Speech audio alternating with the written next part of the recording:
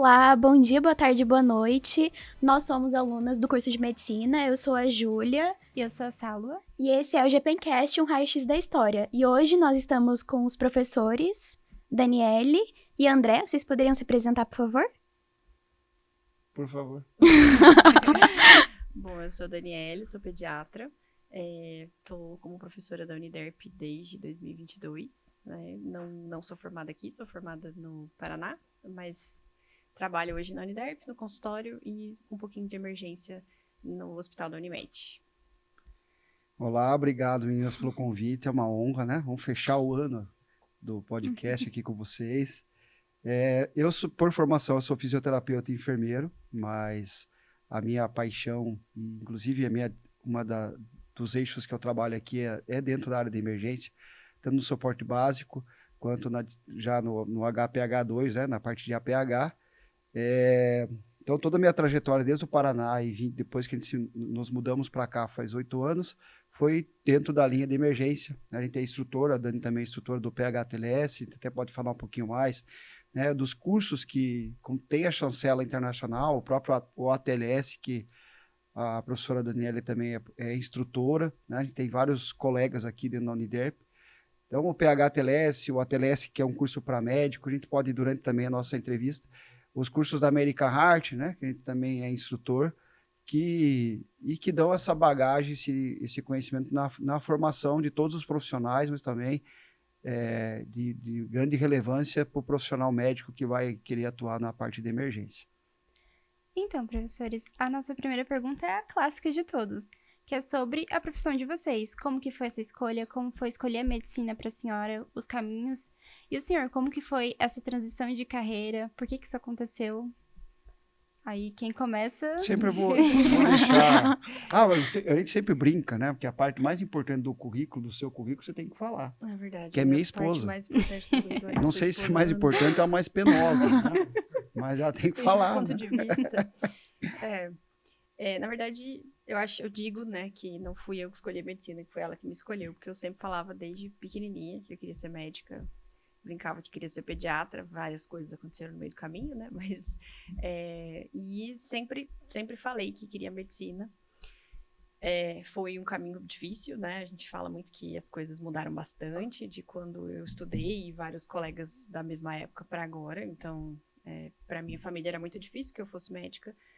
Foi um caminho complicado, mas valeu a pena. Só que eu me desvirtuei um pouco no meio do caminho. Acho que isso tem a ver até com o fato de eu gostar muito de emergência, né? Às vezes alguns alunos sabem que eu conto a história de que durante a faculdade precisei fazer um estágio, que era uma bolsa, pagava uma ajuda de custo e tal, mesmo sendo, eu fiz Federal do Paraná, né? Mesmo sendo federal, tinha o custo da faculdade e essa bolsa ajudava, assim, pagar o ônibus, enfim, as despesas com xerox, enfim, as coisas que a gente precisa. E nesse estágio, como era voltado para a cirurgia, acabou casando com os estágios obrigatórios que a gente fazia e optativos de trauma. No Hospital Trabalhador. No Hospital Trabalhador, que é um hospital super referência lá em Curitiba para trauma, eu achava... Assim, ainda acho um dos lugares Brasil, né? mais legais do Brasil para você aprender sobre trauma, mesmo para quem gosta, né? E aí eu comecei a gostar muito da área de cirurgia, me desvirtuei. Então, durante muito tempo, até todo o internato, eu falava que eu queria ser cirurgiã do trauma. Então, a pediatria foi ficando. Mas depois que eu formei e comecei a trabalhar, gostei ainda da área, trabalhei um tempo com emergência, fiz SAMU, fiz resgate de rodovia, daí me capacitei mais na área, fiz pós de urgência e emergência, conheci o professor André lá, e aí as coisas se encaminharam de uma forma que eu falei, cara, acho que não é isso que eu quero para mim. E aí várias coisas levaram para o caminho de voltar para a pediatria. Então, falei, não, realmente... Né, eu complementando aqui a fala da Dani, né, mas até como incentivo, hoje mudou, né, mas a gente sempre conversou muito dela ter feito quase 5 anos trabalhando na área e depois mudar a chave e falar, será que é isso que eu quero? E aí escolher a pediatria. E às vezes acontece do aluno se forma e já entra e tenta as provas para a residência e às vezes não tem essa visão. Então, às vezes é até um ponto para se questionar e pensar. Nós até como docentes nesse estímulo. Você ter uma visão depois de formado e escolher a carreira certa, porque é o que você vai fazer Da sua vida. da sua vida, né? Uhum. Então, acho que foi, a Dani sempre fala, às vezes foi uma das coisas que faz o despertar, foi um transporte neonatal no SAMU, que ela falou, pô, a pediatria pode ser uma área que eu, né, lá atrás sempre quis. Então, só complementando. Às vezes a gente engessa muito o caminho e acha que só tem uma opção, né? Mas ao longo, acho que da nossa trajetória, dos estágios, acho que até depois de formado, você vai vendo que existem outras possibilidades, que a gente pode fazer até uma transição de carreira, como aconteceu com o senhor, né? De passar de uma área para outra. Né? E a transição pode acontecer. A gente tem até colegas, né, que são professores, amigos nossos aqui na medicina, que fizeram um tempo residência e mudaram de área. Eu, dentro da própria fisioterapia, eu trabalhei com ortopedia, trabalhei com várias áreas, com hidro, mas a emergência sempre estava, né? A terapia intensiva sempre estava comigo. Sim. E eu sempre fiz o resgate rodoviário. E por que também, né, que eu fui escolher, acabei indo para a enfermagem, eu já era docente da enfermagem, não sendo enfermeiro na época, na universidade que eu me formei. E eu acabei trilhando o meu caminho porque eu falei, cara, eu quero ficar mais na emergência. E a fisioterapia, em alguns momentos, me limitava. E a emergência me daria a chance para retornar, que eu sou apaixonado com atendimento pré-hospitalar, né? E voltar para a rodovia, onde eu trabalhava como fisioterapeuta no início da minha profissão, no período diurno, e trabalhei como resgatista à noite. E aí, depois, me formando enfermeiro, eu voltei para ser enfermeiro, né? Trabalhei num hospital, eu lembro, fiquei 3 meses no hospital privado e abriu vaga na Regis Bittencourt, e que aí eu nunca mais saí também do resgate, né? E aí no resgate eu fui depois para Litoral Sul, onde lá eu e a Dani também trabalhamos junto. Na 277 também trabalhei, tive a oportunidade depois de fazer o cargo de gestão, né? Coordenei o trecho da Litoral Sul, onde foi um vários aprendizado.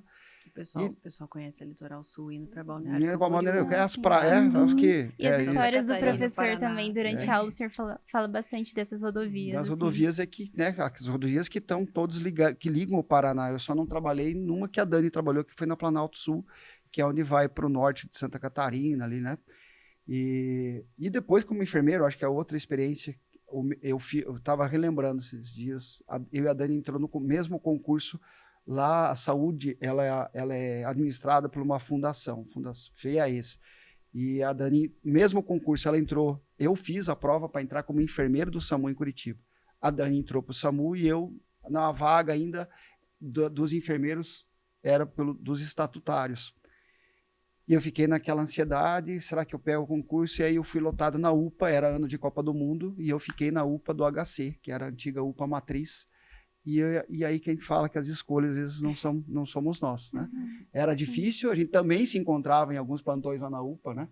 E depois até tem a história eu lembrei para a turma da enfermagem aqui no Uniderp da Tríade de Beck, né? Vamos lembrar, é uma história legal.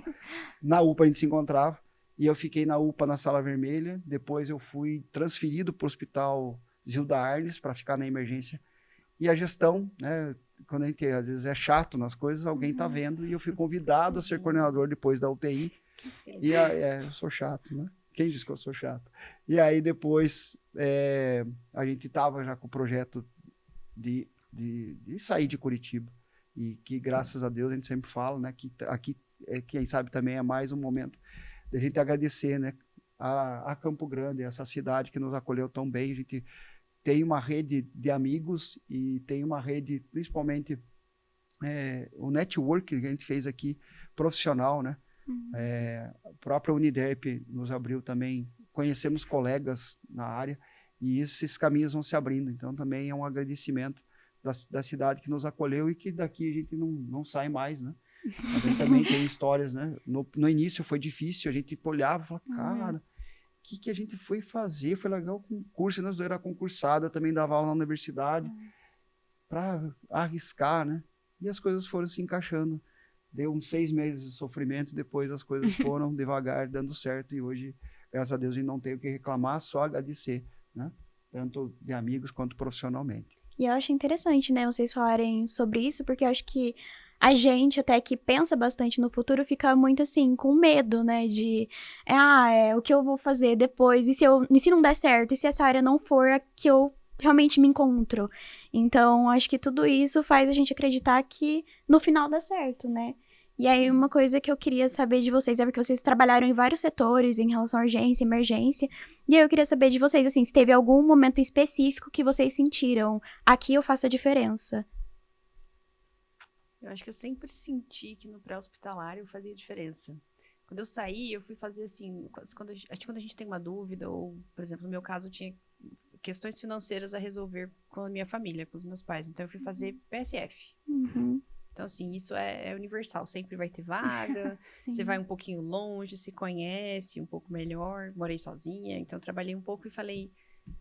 foi 1 ano e pouquinho. Aí eu pensei, acho que aqui não é o meu lugar. Não me sinto fazendo a diferença. Eu me senti meio engolida pelo sistema, assim. E aí, como eu tinha acabado de sair da faculdade, dava muito a ideia de que... Será que eu realmente vou conseguir fazer algo pelos pacientes? Por ser uma cidade pequena, uma estrutura difícil, né? Aí eu falei, não, acho que não é aqui. Só que eu já estava com essa questão na minha cabeça de querer ir para a emergência, querer ir para a cirurgia do trauma. Como eu ainda não podia fazer residência, fazer prova, eu comecei a estudar por conta e comecei a procurar plantão mais na área, assim. E aí surgiu, como a rodovia que ia para lá era essa que eu acabei trabalhando, surgiu a oportunidade, né? É bom, vou fazer plantão em rodovia, porque trauma, né? Tem tudo a ver, então vou ficar por aqui. E aí, no fim, as coisas tomaram outro rumo. Entrou ano político, eu vi que não era algo que eu ia conseguir sobreviver numa cidade pequena em ano político. Falei, bom, acho que eu vou para outra área. E comecei, então, a trabalhar com urgência e emergência. Fui fazer pós-graduação, fui fazer outras coisas, enquanto eu não podia entrar para residência. E, assim, dentro do pré-hospitalar, eu sempre sentia que eu fazia a diferença. Tanto que teve um lugar em específico, num plantão de rodovia, em que eu digo que ele serviu para eu conseguir estudar para a prova de residência, porque a gente não tinha quase ocorrências. E aí eu larguei o plantão porque eu falava assim, eu não sinto que eu estou sendo útil aqui, não tem nada para fazer, eu estou ganhando para ficar parado. Tem um lado bom, né? Ao invés de ficar parado, eu estudava para residência. Mas assim, eu não sentia que eu estava realmente fazendo a diferença. Então, assim, trabalhar em UPA, trabalhar... eu entendo muito, assim, para mim faz muito sentido estar naquele momento em que o paciente sente que você é essencial, né? Talvez não necessariamente você, pessoa, mas alguém que saiba o que está fazendo. Então, é aquilo que a gente fala, que no momento do trauma é essencial que a gente dê um bom atendimento. Então, ali eu me sinto muito pertencente, né? Muito, muito bem. Mas também, depois que várias coisas aconteceram e eu fui para pediatria, é diferente você ser alguém qualquer um que vai dar o atendimento e você ser aquela pessoa que alguém indicou, que falou que você faz bem isso, aquilo, trata bem o filho e tal. Então, eu me sinto também muito pertencente quando eu tô dentro do consultório e alguém vem falando, olha, me indicaram você. Então, isso é muito diferente. Então, eu posso dizer que eu já experimentei mais de uma realidade em que eu digo assim, aqui eu gosto de estar. E pra você, professor? Tem alguma história aí marcante? Então, as histórias... A Dani, numa das rodovias que a gente trabalhou junto, ela era pé quente também. Porque tem o pé frio. Eu sempre fui pé frio. Então, gostava até quando eu ia fazer plantão e a gente fazia junto. Falei, opa, hoje eu tô tranquilo. No pré-hospitalar eu tenho N histórias. Inclusive, né, na sexta-feira a gente estava lá, né, nossa liga também esteve junto no simpósio, da OCDB. E a gente fez o fechamento e teve uma pergunta muito parecida. Né? Tava eu e o enfermeiro Rafão numa mesa discutindo, né, o pré e o intra-hospitalar na emergência. Eu tenho várias histórias, mas o pré-hospitalar ele marca bastante. Eu tenho uma que eu estava com a Dani. O pré-hospitalar eu vejo assim, o que marcou mais? Eu tenho duas do que a gente não conseguiu fazer. E uma eu estava com ela no trecho Curitiba, que é a da rodovia Litoral Sul, mas a nossa base era já perto de São José dos Pinhais. Não tinha tantos viadutos na época, não sei se a Dani vai lembrar, mas um ônibus que foi fazer a conversão e um carro, o pai e o filho, não foi uma colisão transversal, mesmo com cinto, o pai, chegou rápido, as duas viaturas, tanto a nossa... Era perto do pedágio. Então você vai lembrar, né? E o pai e o filho em óbito. Então, assim, mexe. Então, e a outra eu lembrei também na sexta-feira, na Régio Bittencourt, era próximo da hora do almoço, a gente foi dar apoio também para outra viatura, porque era um acidente grave, quase na divisa de São Paulo com o Paraná, e aí as informações que às vezes é regulada na central e você não tem muito... é um atropelamento de uma criança, já em rodovia. Então, a gente chegou lá E aí, cadê a criança? Eu lembro que o médico foi conversar, o socorrista colocando nossa viatura, e ela falou, tava no carro. E eu fui com uma tia, eu acho, da criança, mas um monte de gente próximo, eu não entendendo e tentando pegar e coletar. Mas o que aconteceu? Foi atropelada? Aí foi contando, eu falei, não, eu quero ver a criança primeiro. E eu falo em crepitação, e me arrepiei sexta-feira. Eu acho que a pior abordagem que eu fiz na minha vida, porque quando eu tentei abordar, né, fazendo lá o controle cervical, eu já senti crepitar a cabecinha da criança. Então, a pior crepitação na minha vida foi aquela, naquele crânio que eu sentia que estava quase esfarelando. E qual foi a cinemática do trauma, né? Foi numa fazenda próxima, onde a família, hora do almoço, o guri de 16 anos foi dar ré na caminhonete e não viu o priminho de 2 anos. Então, foi o sobrinho que atropelou. Depois a gente começa a colher informações, aí ficou meio que, não vamos falar que porque era de menor, mas a gente acabou sabendo que foi essa cinemática. Então, assim, uma comoção, onde depois veio o médico, aí veio o socorrista, e eu lembro de a gente voltar para a nossa base, próximo do final, já meio da tarde, e assim, a gente já não tinha almoçado, e ninguém queria almoçar, e nós três chorando no retorno para a base, porque mexe com o teu emocional. Então, assim, eu tenho várias histórias, um desfecho feliz, que a gente entregou o paciente com vida, primeiro no pró-hospitalar, porque também são locais diferentes.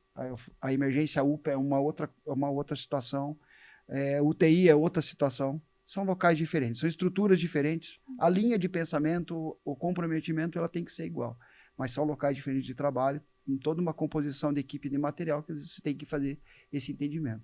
E que todas elas, nessas que eu trabalhei, tem que ter uma parceria muito grande das equipes, a Dani pode falar mais aqui também como que eu, onde a gente tem que se olhar e tem que falar a mesma linguagem. Então, numa equipe de pró-hospitalar, numa equipe de... E eu comento com vocês quando eu dou aula no primeiro, no segundo período, quando eu resgato. E é um conhecido meu, um médico que foi meu chefe, ele sempre falava, né, que o atendimento... O APH, e eu sempre falo que a urgência e a emergência, ela é uma orquestra. Todo mundo tem que estar afinado, toda a equipe.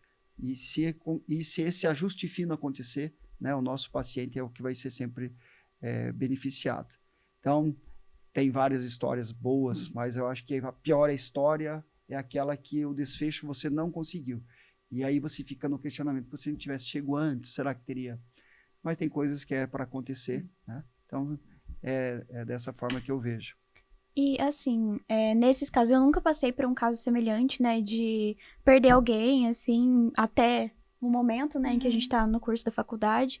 E aí eu queria saber como vocês lidam emocionalmente com esses casos graves, né, porque, assim, eu tenho uma amiga muito próxima que tá fazendo estágio também na Liga, e aí ela diz, ela já perdeu 2 pacientes. Né? Para o pessoal saber, a gente tem uma liga de emergência aqui na Uniderv.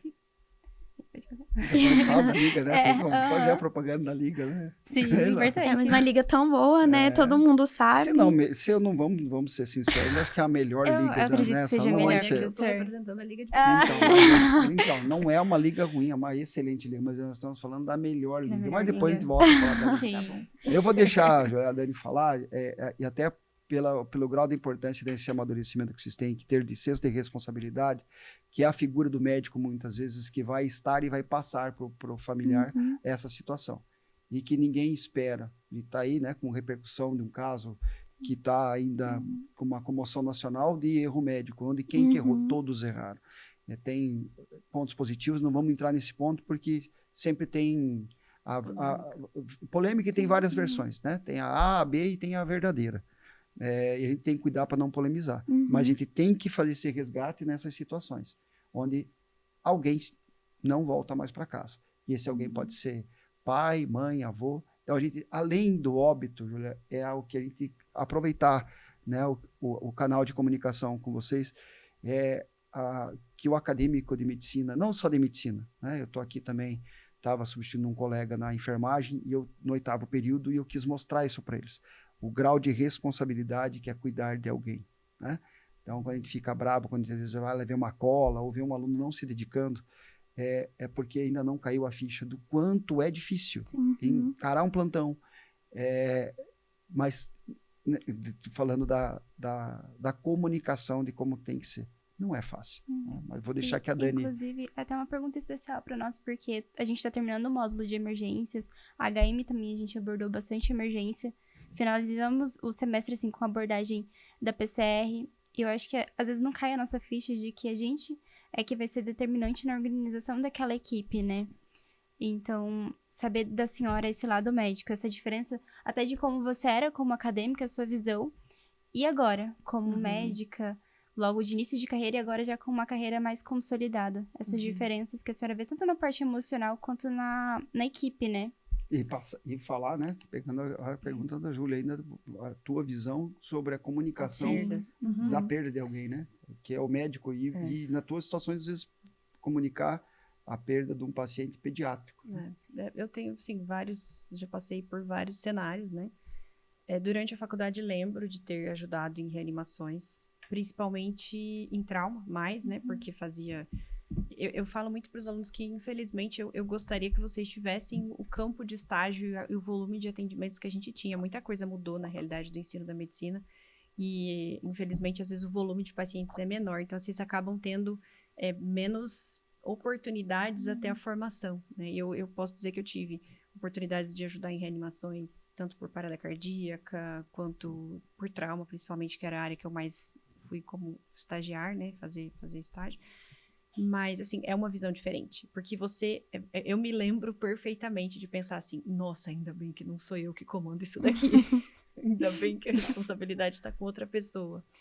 E isso é uma coisa que eu falo muito para os meninos. Vocês ainda têm o direito de não saber enquanto vocês estão na faculdade. Então, assim, claro que a gente vai entender a responsabilidade e vai tentar não errar, né? Porque aos pouquinhos a gente vai entendendo a responsabilidade, mas é algo que com o tempo a gente vai internalizando melhor. Mas depois que eu me tornei médica e eu vi o tamanho da responsabilidade mesmo, que não dava para falar, não, só um pouquinho, vou chamar o professor, não, só um pouquinho, é a gente mesmo, né? E quando realmente eu vi situações de urgência importantes, de emergência, em que eu fazia a diferença na vida do paciente, eu falei, caramba, eu preciso estudar mais. Cara, e realmente é a resposta esperada, né? Eu acho que o problema ou o perigo é quando a gente fala assim, não, tranquilo, deu tudo certo, né? Tem que te tocar de alguma forma em que você fala, não, acho que eu posso melhorar, né? Então, assim, eu passei por várias situações de reanimação de várias formas, algumas bem-sucedidas, outras nem tanto, né? No trauma, muitas vezes, no SAMU, não trauma, mas PCR, inúmeras, e tem situações em que a gente está indo realmente atender algo que a gente pode fazer a diferença, e tem situações em que você vai tentar reanimar um óbito, e às vezes porque a família espera que você faça algo, vai ter situações em que você sabe que aquele paciente não tem um prognóstico, mas não é simplesmente olhar e falar assim, morreu, virar as costas e ir embora. Então, às vezes você vai tentar, a família tem que ver o respeito que você tem pelo paciente. É bem aquela frase meio clichê que paciente é o amor de alguém, realmente, né? Então, eu me lembro de uma situação em que um socorrista, num dia em que ele estava meio rabugento, eu conhecia ele de mais tempo, e naquele dia ele falou, esse povo fica chorando. Numa ocorrência específica, acho que era um AVC que a gente estava atendendo, uma suspeita de AVC, e realmente era um AVC. E aí eu falei, eu acho que a gente com o tempo esquece que para nós é mais um dia de trabalho. E às vezes a gente está cansado, você não dormiu aquela noite, você está com problemas em casa, mas pro paciente, pro acompanhante, é o pior dia da vida dele. Ele pode estar perdendo o esposo, o filho, o pai, e às vezes a gente trata de forma superficial ou leviana, né? Então, não esquecer as palavrinhas, né, que são tão chave, mas no decorrer do trabalho e defendendo também, né, quem trabalha com emergência, seja no pré, no intra, é uma doação e é exaustivo. Então, é o que a Dani falou, a gente às vezes esquece. E a gente põe o cansaço como uma desculpa, às vezes, para tratar mal alguém. Então, a gente tem que lembrar da empatia, a gente tem que lembrar de trabalhar a humanização, primeiro a sua, né? Depois, mais que isso seja transportado para o paciente. Eu também tive essa situação quando estava na UPA e estava no meu grau de exaustão. Falei, não, peraí, já não estou fazendo de forma adequada, eu doando do jeito que eu gostaria. Então, é o que eu falo que as pessoas têm que ter esse discernimento. Falar, não, peraí. Eu falei, vou para um outro setor, pedir minha transferência, onde eu possa também ajudar, mas a carga emocional e de estresse não é tão grande agora naquele, né? E foi o que eu fiz. Eu acho que a gente tem que ter esse respirar, né, para que a gente às vezes não descarregue, como a Ana falou, num momento tão importante. Para nós, às vezes pode ser mais um plantão, mas para a família é o que ela está esperando, é o melhor atendimento do mundo. E vocês perguntaram sobre lidar com a morte, né?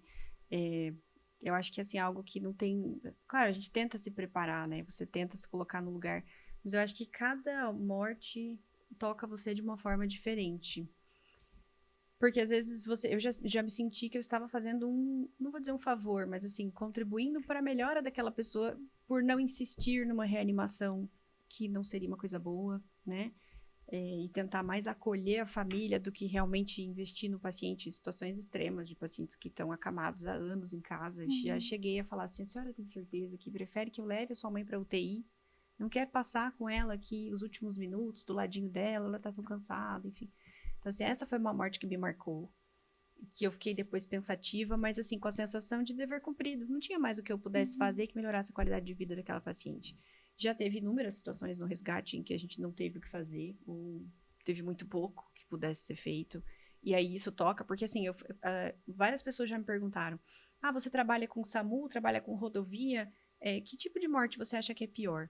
Eu acho que assim, o paciente que é acamado, o paciente que tem uma doença crônica e que você atende no SAMU, porque em Curitiba tem essa divisão, o SAMU é mais para clínico e o bombeiro é mais para trauma. Tá nessa agora com a URSA também faz. Mas a gente praticamente não atendia trauma no SAMU. Então, quando eu atendia trauma, era na rodovia. Aí, assim, às vezes a pessoa tá saindo de férias, tá indo descansar depois de um ano de trabalho e sofre um acidente que ninguém espera. É diferente de quando você tem uma doença que em algum momento você sabe que vai levar aquela pessoa. Acho que é mais difícil de trabalhar a aceitação.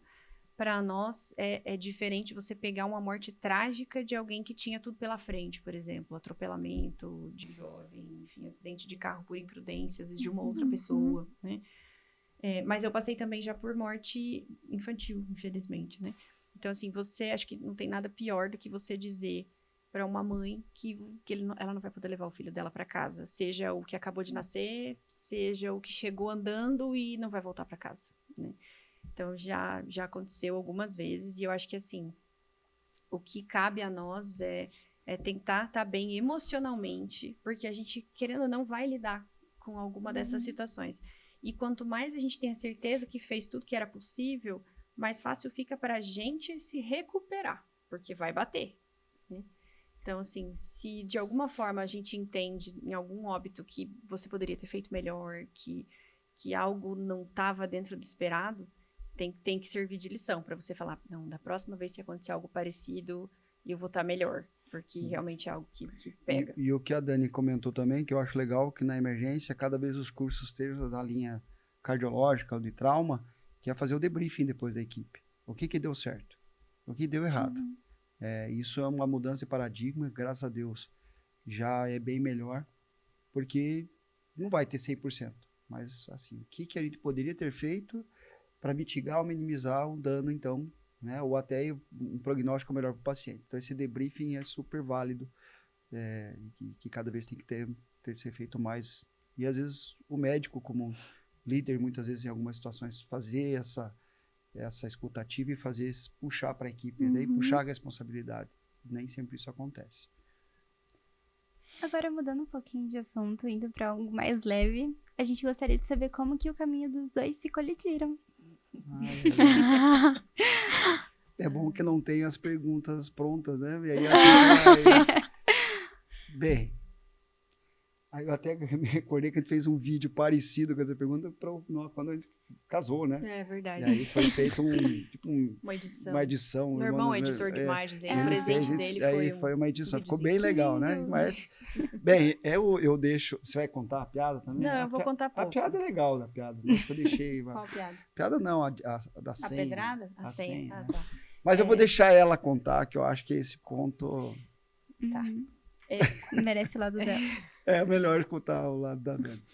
Eu tava nessa fase de ter saído do PSF e estar trabalhando na rodovia. E aí eu sempre fui uma pessoa que tem muito a noção da responsabilidade. Assim, eu falava, não, mas como é que eu vou trabalhar com emergência se eu ainda não tenho uma boa formação? Então, fui atrás do PH-TLS, do ATLS, assim que eu comecei na rodovia. E eu sabia que eu ainda ia trabalhar um tanto com emergência. Falei, vou fazer uma pós em emergência, já que eu ainda não posso entrar para a residência, que ia me exigir uma dedicação exclusiva. Então, eu já fazia plantão na rodovia e eu estava tentando entrar no SAMU. E eu me inscrevi na pós, que o André coordenava. Foi uma indicação de uma enfermeira que trabalhava comigo no resgate. Ela falou, nossa, tô fazendo uma pós ótima, na faculdade chamada Inspirar, muito boa. E aí eu cheguei já com a pós andando, alguns módulos eram do professor André. E aí, na primeira vez que eu ouvi, né, eu entrei atrasada na aula, porque eu estava saindo do plantão. E assim, o que vocês esperam quando entram atrasados na aula? Que o professor siga a aula normalmente, né? Até para descrição, né? Tipo padrão do professor Bonilha, né? Ah, sim. Professor Larison também, às vezes, dá um sustinho Aí, na viu? gente. Então, E ele parou a aula e ficou olhando eu entrar, sentar, ficou olhando. Aí tinha médicos e enfermeiros na pós.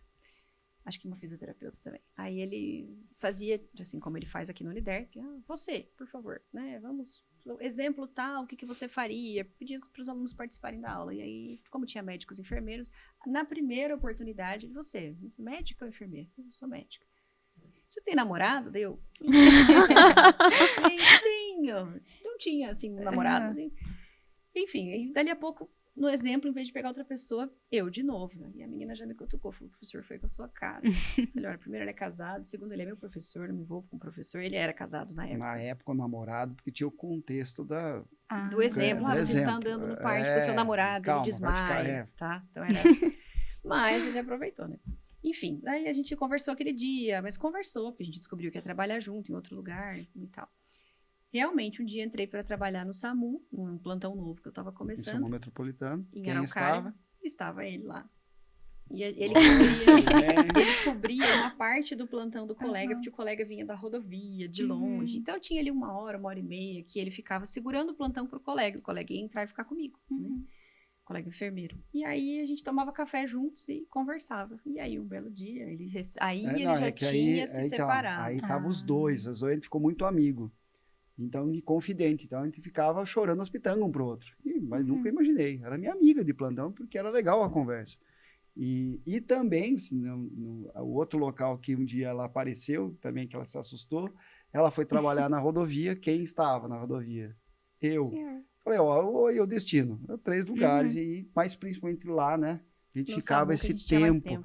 Eu ficava segurando, né? Um amigo enfermeiro vinha de outro lugar e eu falei, não, eu consigo. E essa era 1 hora e meia, ou a gente estava atendendo ou batendo papo, e a gente ficava, às vezes até ficava até mais. Falei, pô, que médica legal de conversar, né? E ficava, né? Mas continue. Aí veio a pedrada. A pedrada. Aí ele já tinha se separado, né? Tava magrão, tinha emagrecido, né? Aquela velha história do homem que separa e resolve mudar de vida, né? Essa é clássica. Aí ele Agora tá começando a me expor, cara. Perdão. Aí ele me veio. A pedrada me Vou chutar só. E falou assim, não, seguinte, quando você começar a distribuir senha, a número 1 é minha, tá? E aí É horrível, né? Mas caiu. Caí. Deu certo. Deu certo. Não, e daí, assim, a gente acabou, trabalhava junto, tinha assuntos em comum, e resolvemos nos conhecer E até a melhor. dica aí do nosso podcast romântico também, né? Então, a gente pode dar dicas. adora. Então, a gente pode dar A gente dicas, adora. né? Porque você tem que ter, agora indo para o lado romântico, afinidade. Tá? Então, assim, além de tudo, para os casais promissores, vocês têm que ter afinidade. E aí, todo relacionamento ele vai dar certo quando você tem uma companheira e uma parceira do seu lado, né? Tanto que a gente fez tudo para dar certo, tivesse nós dois aqui, né? E a gente tem que ter outra coisa que eu acho que é legal e que isso é recíproco, tanto da minha parte quanto da Dani, a gente tem que ter admiração, né? A gente se admira, a gente se respeita muito, mas se admira. E eu fico muito feliz, a gente teve... Eu até depois mostro a foto para vocês. E a gente achou essa foto. E para alguns colegas, inclusive, esse tempo eu mostrei para o Dr. Walter Ferrari e a doutora Laura, né, na casa deles. Que a gente falou, era uma foto. Lindo. Que a gente mostrou. Eu falei, Dani, um dia, vai dar certo, a gente vai almoçar fora. Mas foi no plantão. Então, assim, eu combinei com o pessoal do guincho, da inspeção de tráfego. Na época ali a gente podia usar, hoje na rodovia a gente só micro-ondas, lá era o fogão, então eu levei e fiz uma costela de forno, tudo combinando, e ela estudando para residência e descansando. Aí quando deu próximo do almoço, eu chamei, a gente botou uma mesa lá fora, na base, eu falei, hoje é o dia que eu te convidei para almoçar fora. Né? Como assim? Sentou, aí vinha o cara do guincho com uma toalha, com refrigerante, como se fosse um restaurante, e é uma brincadeira, e a gente já teve outras experiências de jantar em vários locais, né? Em viagem, mas para mim o almoço que mais marcou o nosso relacionamento foi esse na base, e que um domingão de plantão, e que E pegando o gancho, que eu acho que não dá para esquecer, né? Como a gente admira e tem... Eu vai fazer 25 anos que eu sou professor. E eu via na Dani um lado para a docência, né? E ela sempre falava, não... Ela foi uma vez lá em Curitiba, ela foi dar uma aula, ficou braba, porque eu coloquei ela no curso de socorrista que a gente tinha lá. E aí, eu falei que não gosta. Aí eu falei, deixa o tempo, né? E foi aparecendo, né, os cursos no PH, tanto que a Dani depois virou instrutora e teve a oportunidade aqui na Uniderp e eu falei, eu tinha certeza. Então é mais um motivo hoje que eu tenho admiração pela professora que ele é, né? Pela professora, pela dedicação que ela tem como professora e que ela acaba replicando o que ela faz, o amor que ela tem pela medicina, também ensinando outros alunos, né? Tanto que se a gente perguntar aí para os alunos que acompanham o estágio lá com ela, lá da Liga da Pediatria, eu sempre falo, professor, bem que você falava. Que ela... Então, sou suspeito para falar, né? Ou nas ligas que ela ajuda lá na Liga do Trauma, porque tem ainda a parte da emergência que ela não vai esquecer, né? A Dani gosta muito. Eu voltei agora a fazer plantão no pré-hospitalar, agora, né, na Motiva, e já falei, Quase Dani, me e aí? arrastou. E aí ela olhou o uniforme... Ai, mas será? E aí, mas quase foi. Por quê? Né? Porque são paixões. São 8 anos sem atender adulto, né? É muito. Mas foi assim que a gente se conheceu. E aí a gente só acabou convivendo mais, né? Também depois no plantão na UPA, junto. E aí Campo Grande até foi um divisor de águas. Porque lá em Curitiba a gente se via mais nos plantões. Eu até fiquei com medo quando a gente se mudou. Eu falei, nossa, o casamento acho que não vai dar certo agora. Porque a gente vai começar a se ver em casa, né? Porque lá ela só no plantão, agora vai conviver em casa, capaz de não dar certo. E no fim, muito pelo contrário, né? Que também foi uma coisa boa que Campo Grande trouxe, que a gente se vê mais, né? Compartilhar mais a vida de casal. Eu tenho uma pergunta, mas é mais uma curiosidade. Eu acompanho vocês um pouquinho e eu vejo vocês sempre viajando de moto, puxando por esse lado de casal. Como que surgiu isso, essa parceria, essa afinidade que o senhor estava falando de... gostarem da mesma por isso coisa. que eu tenho que fazer um podcast mesmo de dicas da parte romântica. Eu falo que a gente tem que ter, o Marcião que está aí no apoio, Eu assinaria. serve pro Márcio, né? O Márcio também está prestando atenção lá. É o checklist. Então, assim, eu como já tive uma frustração no meu primeiro casamento, eu falei, não, agora eu tenho que achar uma pessoa especial mesmo. Então, eu tinha um checklist na minha cabeça. Então, eu ia perguntando. Só que, ao mesmo tempo, quando a Dani me conheceu, eu falei, ó, eu tenho paixão pela emergência, né? Você já viu que eu adoro dar aula, mas tem... Ela gostou, também já é da área igual. Eu falei para ela, tem duas coisas que eu sou apaixonado e que eu gosto de fazer, né? Uma é a moto e a outra é o mergulho, inclusive. E eu já era instrutor de mergulho e eu falei, essas duas coisas, se você um dia botar na balança, você vai perder, né? Já fui bem sincero, porque vocês me conhecem, né? Então, já fui sincero, já dei na lata. E ela, tá bom. E eu falei, opa, vamos ver, né? E isso até uma fala da nossa cerimônia de casamento, né? E que a Dani falou que a gente é um parceiro mesmo. Ela é a melhor dupla no mergulho que eu tenho. E é a melhor... explicar, né? Que mergulho só se faz em duplas. Mas e na moto também é a melhor companheira para viajar. Eu já viajei com um grupo de moto... Mas a melhor pessoa que eu gosto de viajar até porque na minha grupa, sem quem vai é só ela, tá? Mas com outros grupos, a melhor pessoa para viajar é a Dani, né? E aí, na moto, quiser falar da moto, eu já deixei as regras, né? Do que eu gostava de fazer e ela também, acredito eu que gosta, né? Gosto. Não pretendo pilotar, mas gosto. E o mergulho é legal também, porque assim, eu não sabia nadar quando eu conheci o André. Essa é uma coisa que eu devo a ele. Volta e meia, quando eu conheço melhor as pessoas, alguém pergunta, eu conto. Eu não sabia nadar. Mas não era assim, não sei nadar bonito. Eu não sei nadar mesmo. Se jogasse na água, morria. E aí, fazia pouco tempo que a gente namorava, ele perguntou se eu não queria ir junto numa viagem de mergulho. Eu falei, eu preciso só aprender a nadar primeiro. Aí eu já comecei o meu checklist. Falei, nossa, eu não sabia nadar. E aí na época, né? Nossa, 1900 e bolinha. Dei todos os cheques da viagem. Me inscrevi para fazer natação, aprendi a nadar, fiz o curso de mergulho e aí a gente foi e nunca mais parei. Eu me assustei quando eu falei, e aprendeu a nadar e nada bem. Mas ela tem sempre que relembra essa história. A gente foi para Cuba, eu fui junto como um guia, né, para Cuba na escola de mergulho que eu trabalhava. E aí chegamos, foi um live aboard na Isla da Juventude. E aí, legal, aquele final de tarde, eu falei, vamos pular na água, mas sem equipamento de mergulho. E ela deu uma travada. Falei, não, Falou, não não sei nadar. assim. Eu falei, meu Deus. Aí, não o professor André, né? E nem esposa. Eu tive que baixar. Falei, eu queria matar ela. Eu queria, se pudesse afogar, ela ia afogar. Não, tranquilo. Falei, então agora que não sou teu esposo. Calma. Fui lá, peguei uma boia, peguei uma nadadeira e fui. Deu tudo certo. Metade de mim queria matar ela, mas eu falei, eu não posso estragar. E fui com calma, trabalhando o emocional. E também uma experiência que eu não esqueço, né? Que foi quando ela soltou a boia, mergulhou e viu que ela conseguia ficar sozinha, né? E sem equipamento. Nossa, beleza. E aí a viagem transcorreu tudo bem. E aí nunca mais ela deixou também. Foi fazer outros cursos, né? Foi se aprimorar como mergulhadora e é minha dupla de mergulho. Que lindo. A Júlia vai chorar. Inclusive, aí, já que vocês gostam Já desse tentei lado, várias. eu fui pedida em casamento no Aí, inclusive.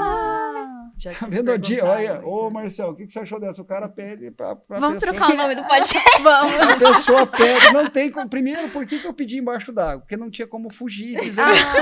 Então, assim, mas foi bem legal. A gente programou numa outra viagem, também com a mesma escola, né? Então, a gente tem muitas saudades do grupo que era lá, né? Que a gente tinha muitas viagens bacanas. E aí todo mundo sabia do grupo. E aí eu lembro, a gente era próximo da viagem, e eu sou muito certo com o horário. E eu falei, não, eu tenho que pegar uma bandeira de mergulho que eu mandei arrumada. Eu tenho que bandeira de mergulho. E antes, para os caras não... Por quê? Porque eu mandei bordar na bandeira de mergulho e você quer casar comigo. Então, só que não me entregava. E num dia a gente indo para o aeroporto, eu falei, eu preciso de uma bandeira. Aí eu falei, não, eu tenho que ir lá buscar essa bandeira. Mas que bandeira? Não, Larga essa bandeira. E todo mundo que viajou também incorporou, né? Então, tinha legal. Esse negócio de casamento, né? Umas plaquinhas. Tinha uma Case tiarinha, comigo, tiarinha. véuzinho, E lá embaixo, no bonezinha. final do último mergulho, ele estava mergulhando na ilha de Saba, lá no Caribe, e todo mundo reuniu, e aí aí eu puxei a aliança numa rosa, ela estava uma rosa assim, Gabriela.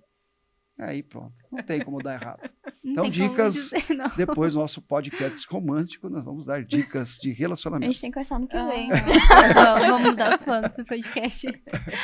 Ele é a versão. Finge que você não ouviu. O Elieves, ele pode participar eu da parte do casamento, e o Elieves na parte de fazer filho, né, professor? Sim. Eu dou intimidade pro professor Elieves. Vai matar depois. Eu vou voltar um pouquinho para a área profissional, que eu fiquei com duas dúvidas. Uma que eu queria saber, que eu fiquei, assim, curiosa, foi o que um ensinou pro outro profissionalmente e como isso impacta vocês, assim, como casal e como profissionais também. É a primeira dúvida. Cara, tem umas perguntas. Olha, eu gosto bastante de estudar e eu sou, assim, me considero organizada. E já fui mais dedicada. Eu acho que a nossa rotina de trabalho faz com que a gente sempre queira estudar mais e nem sempre consiga. Às vezes você acaba fazendo isso de forma rápida, né? Não tão aprofundada quanto gostaria. Mas uma coisa que eu sempre falo que eu admiro muito no André, todas as vezes que ele vai... O André quanto tempo faz que você é instrutor do PHTLS? Uns 15 anos. Então, não tem uma vez que esse homem vai dar o curso que ele não pega o livro e lê de novo todos os capítulos. Tipo, vou dar aviária e ventilação. Vai ler de novo. Cinemática do trauma. Eu não conheço ninguém que saiba melhor de cinemática do trauma do que o André. Mas ele estuda exaustivamente. Não importa se ele já conhece o tema.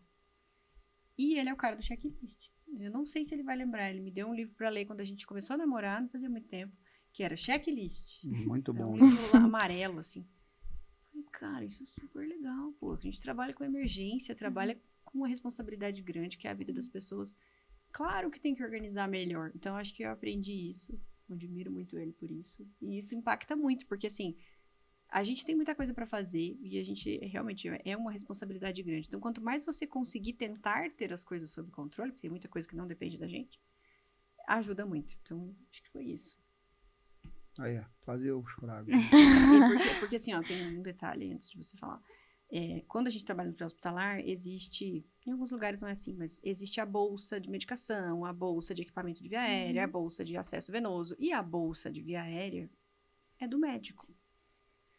E nenhum dos meus colegas, quando eu trabalhava com isso, conferia o que tinha na bolsa. E ele pegava no pé. Pô, ninguém confere. E aí, por já ser mais chata e por ser casada com o enfermeiro, eu era a pessoa que ajudava a conferir a ambulância, que tinha a minha bolsa organizada em todos os lugares que eu trabalhava. Então, isso me ajudou muito.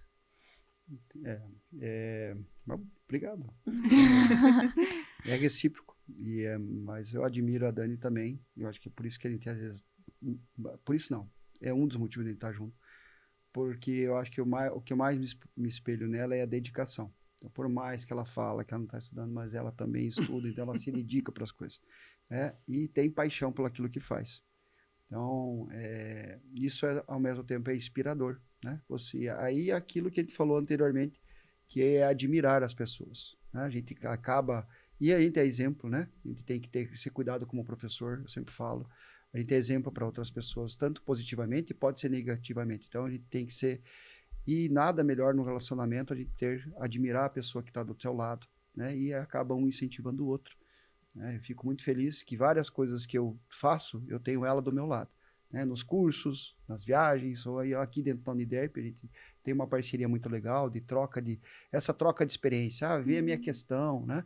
Ou até o desabafo, né? Ou até o desabafo lá da emergência, ela tá lá na Unimed, voltou, peguei uma situação dessa, a gente acaba trocando experiência. É uma troca de plantão, né? Depois do plantão, mas ajuda muito, né? Às vezes até naquele desabafo, porque quem às vezes não é da área da saúde, às vezes acaba não entendendo, né? Então, a gente tem que ter esse discernimento, entender, às vezes a ausência, né? Eu voltei também a fazer plantão, ou sempre viajei muito e para dar aula, sempre teve esse entendimento. Então é recíproco, né? Acho que a boa pergunta aí, Júlia, mexeu aí mas Eu tenho só mais uma em relação, assim, você sempre você trouxe, né, doutora, no seu discurso, falando muito sobre o seu processo de estudo em relação aos estágios da emergência, da urgência, que foi algo que, pelo que eu entendi, me corrija se eu estiver errada, mas foi algo que não foi tão trabalhado na graduação. E aí eu queria saber de vocês dois que trabalham com essa parte, principalmente na nossa universidade, né, o que vocês acham que deveria mudar, né, dentro das universidades em relação ao ensino, para as pessoas principalmente se prepararem, mas também para as pessoas que têm interesse em seguir essa área, né? Eu vejo assim, nesses 25 anos que eu tô, na medicina vai fazer 6, mas eu tô na docência na área da saúde e vai fazer 25 anos. Fez 25 anos. E o que eu vejo? Que a gente pode ter o melhor campo de estágio, a gente pode ter a melhor instituição, se a gente não tiver alunos dedicados para fazer aquilo. Eu acabei de elogiar, estava aqui com a professora Suelen, até a convite dele, Everson, as apresentações no CETESC do pessoal do segundo período. Que maravilha, que dedicação, que primor que foi as apresentações. Então, muitas vezes a instituição vai lhe dar as ferramentas, mas eu preciso ter alunos. E também, a gente conversa muito, tem que cuidar o que a gente fala, né? Mas é a minha visão, minha opinião, eu acredito muito no que eu falo. A gente às vezes cobra muito do aluno. Então também a gente tem que olhar, muitas vezes, o professor que está lá no estágio, até que ponto também ele está se doando para aquele aluno, de que forma que ele está se doando. Campo de estágio é uma coisa que, o que até a Dani comentou aqui, cada vez vai restringir mais, por questões legais, por questões econômicas, mas o que tem que ser bem aproveitado. Então eu vejo que tem o estágio, então tá. Então, que horas eu tenho que ser, eu como acadêmico, o primeiro a chegar e o último a ir embora. Aí essa eu acho que é a minha... porque não adianta, eu poderia ter vários campos de estágio, mas se eu não tenho aquela dedicação, aquela proatividade do aluno, não vai valer de nada. E hoje a gente tem uma ferramenta, né? Assim, acho que, como eu disse, os pacientes não são tão abundantes, a quantidade de alunos aumenta, então realmente fica mais difícil. Mas às vezes a gente tem um exemplo, uma situação marcante, vocês não esgotarem, não pararem ali, irem até esgotar o assunto, né? Então, às vezes, a discussão não foi só o que vocês gostariam, leia mais, porque assim, não é tanto isso, mas, por exemplo, eu fiz 1 ano de cursinho muito bom, e depois meus pais não puderam pagar mais, então eu fui para um cursinho muito pior depois, sim, em qualidade. Mas o material estava ali. Então, foi o ano que eu passei, foi o ano que eu aproveitei o que eu já tinha, revi, melhorei. Então, assim, às vezes a gente pensa, eu não vou, por exemplo, mesma coisa, quem passa numa residência. Puxa, faço essa ou faço aquela? E às vezes não cabe a gente escolher. Às vezes você tenta, mas o outro foi melhor que você vai para um campo de estágio que às vezes não é o que você gostaria, ou toda residência tem vantagens e desvantagens, toda faculdade tem vantagens e desvantagens, assim como tudo. Mas é isso que o professor falou, a dedicação, né? Então, às vezes, foi uma discussão legal, mas vocês acham que poderia ter sido mais? Estudem a mais. Eu tô numa residência que, por exemplo, a minha residência faltou muito UTI neonatal, faltou UTI pediátrica, não era porta aberta para emergência, então eu senti que me formei com essa lacuna. O que eu fazia? Eu estudava mais, porque realmente vai ter sempre uma coisa faltando.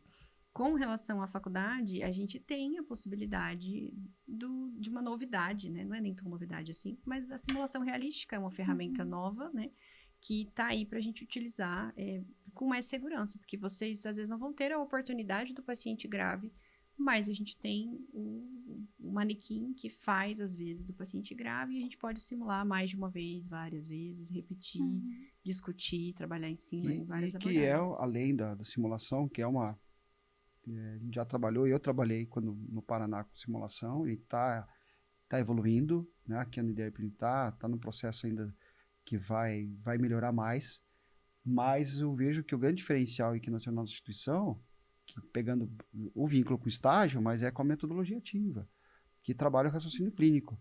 As minhas 2 formações não foram em cima de metodologia ativa, a Dani na Federal também não, e quando ela começou a dar aula, se encantou com o método. Eu hoje não consigo ver, voltei aqui para o curso da enfermagem, na Uniderp, enfim, vim ajudar, e às vezes é aquela aula que, claro, que eu trago muito da aula da metodologia ativa para dentro da sala de aula, até porque todos os cursos com chancela internacional, seja do Colégio Americano ou pela American Heart, sempre tiveram a metodologia ativa muito inserida, então sempre foi muito meu trabalhar com metodologia ativa.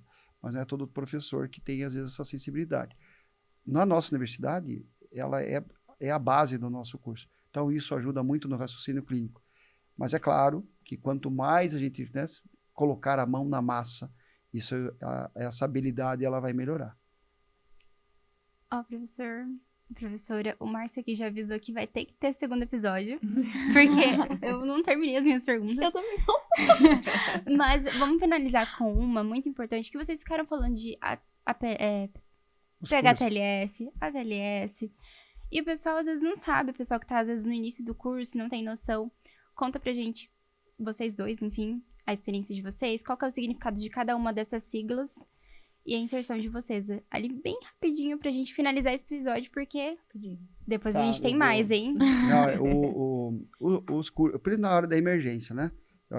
Tem 2 linhas que o médico, como emergencista, é a parte de cardiologia e a parte de trauma. Quando eu pego a parte de cardio, a grande referência em curso é a American Heart, e é onde tem o ACLS, que é o suporte avançado de vida, mas antes existe o BLS, que é o Basic Life Support, que é o suporte básico. Quando a gente vai para trauma, a gente tem também 2 linhas para a gente pensar, que é o ATLS, que é o curso voltado para o público médico, e que o acadêmico pode fazer no último ano também, o ATLS, como o AC, pelo Colégio Americano de Cirurgiões. E tem uma linha que é o ATCN, o Trauma Nursing, que também tem a parceria da Society Trauma Nursing também para o público enfermeiro.